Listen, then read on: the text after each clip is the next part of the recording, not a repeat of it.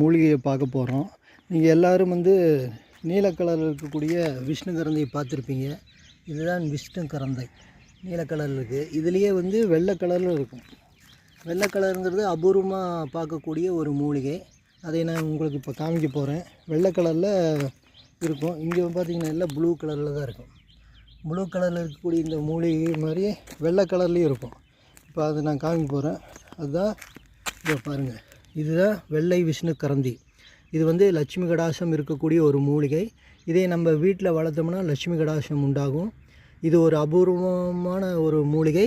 இது அரிதாக கிடைக்கக்கூடியது. இப்போ எங்கள் ஏரியாவில் பார்த்திங்கன்னா அதிகமாக இருக்குது. இங்கே இருக்குது பாரு, இந்த இடத்துல இருக்குங்க, நிறையா இருக்குது.